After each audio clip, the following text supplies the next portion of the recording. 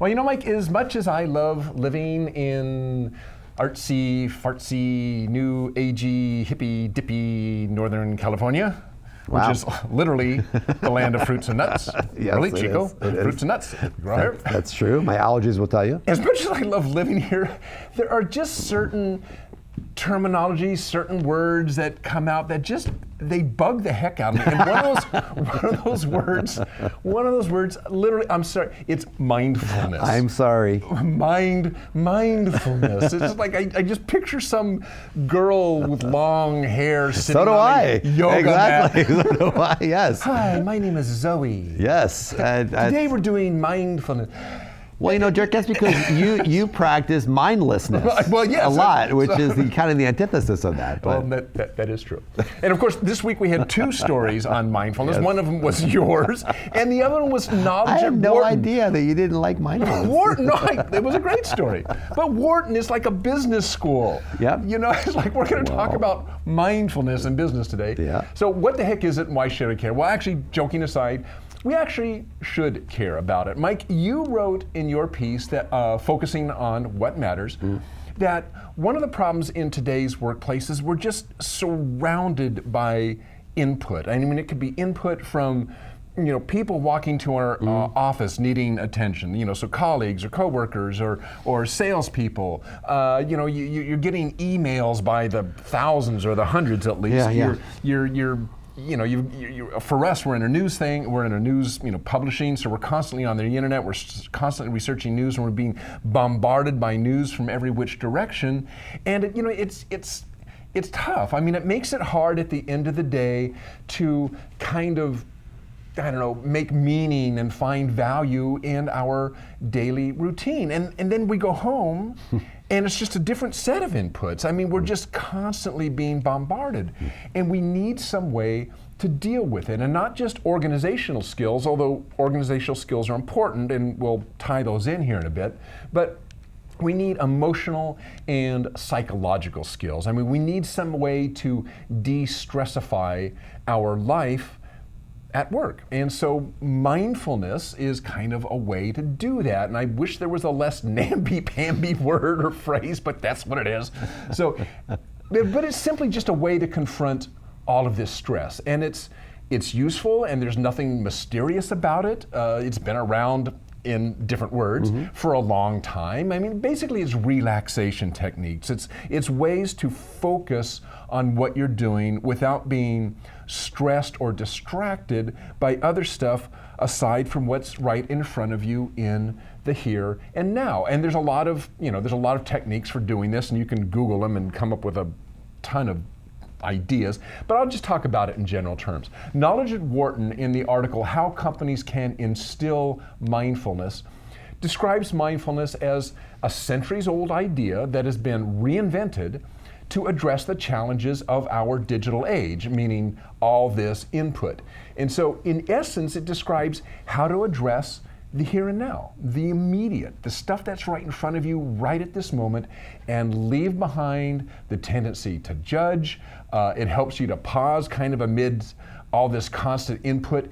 And this is the important bit, consciously decide how to act rather than react. And if you think about it, as human beings, we are conditioned to react, because reaction is really a shortcut. Reaction is, as humans, we don't have time from the beginning of time. We haven't had time to sit in, there's this new person I don't recognize in front of me. How should I react to this? You don't have time to, because in the amount of time you're thinking about it, you could be killed, right?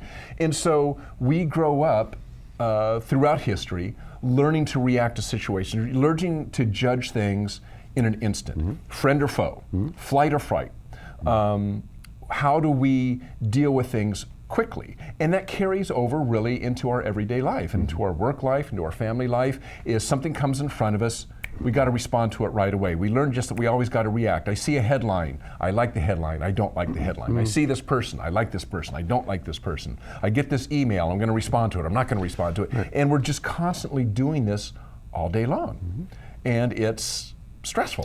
It's stressful. It is. And part of the reason it's stressful is that we feel like we have to react to everything. Back when life had fewer inputs, reacting may have been not a bad way to go because it was a shortcut. But today, we allow ourselves to be so overwhelmed by reactions, and this reaction is stressful. So instead, take a breath.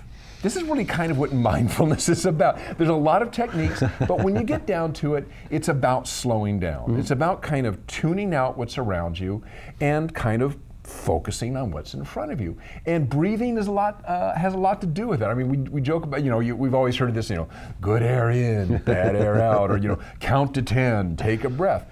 All of that is actually really based on studies that have done on, both psychological studies and physiological studies, that when you stop and take some deep breaths, it really helps to calm you down and focus you. You just chill for a bit. You count to 10 if you're dealing with a colleague that says something that you don't like. Right. Relaxing this way actually has a psychological effect that reduces the inclination to interpret everything around you as a threat and to react to it. It causes you just to go, wait a minute, I'm going to back off a little bit. Here's how I do it, and I don't do it perfectly, but I try to do it.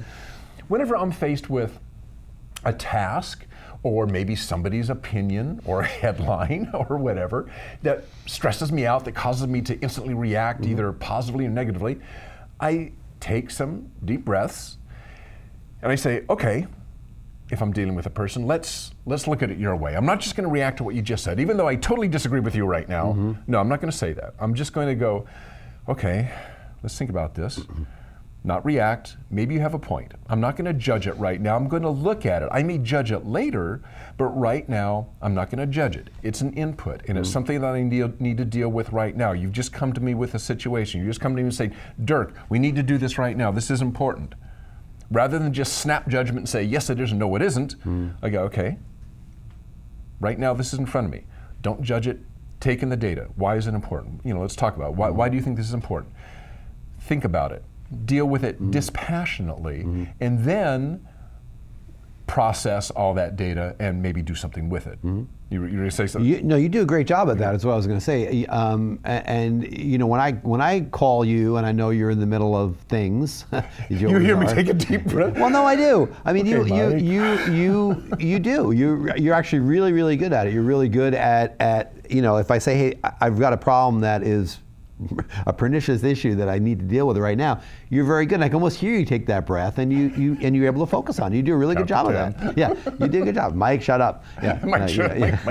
Stop sending emails. Meanwhile, you're saying, hate it. Well, I mean, so aside from interpersonal stuff, or just relational stuff, or issues that come up when you're dealing with a person or that person's situation, you can also apply this to a big task, because a lot of us forget that a big task, even if it's well organized, and it has to be organized, you got to have organization, and it helps to have a process and so forth.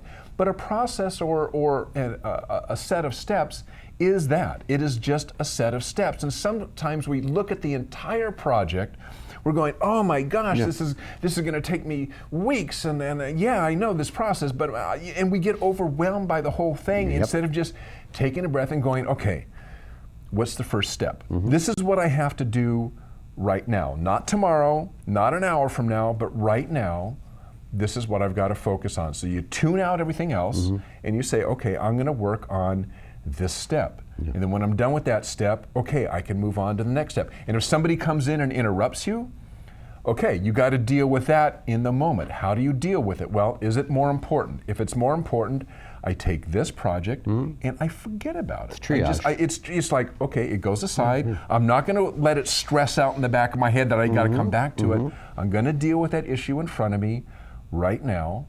And when I'm done with it, then I'll come back and I'll pick up from where I left off. And doing that is really hard, because we constantly want to get kind of caught up in everything that's going on with us and what's coming down the line, and you can't do anything about what's going to happen an hour from now or a day from now. You got to deal with what is in the here and now. Right. And that takes really just stopping and taking a breath and thinking about it and going, okay, this is my focus.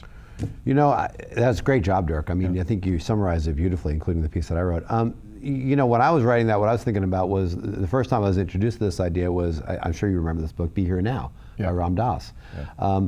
And that's really the focus of mindfulness, is this idea that now is all that reality is. Right, so you can deal with it. Yeah. There really is no future. I mean, and I wrote in my piece that you need to plan. You know, that part of this is you do need to plan. There is a future, but within the moment, you only can really do what you're doing.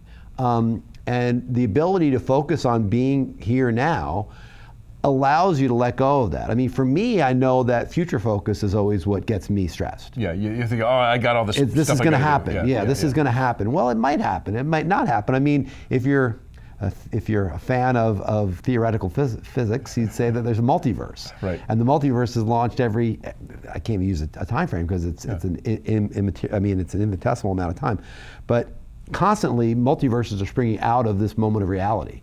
And the next moment of reality may or may not be anything, who knows? Right. But you don't have that now. All you have now is what you have now. Right.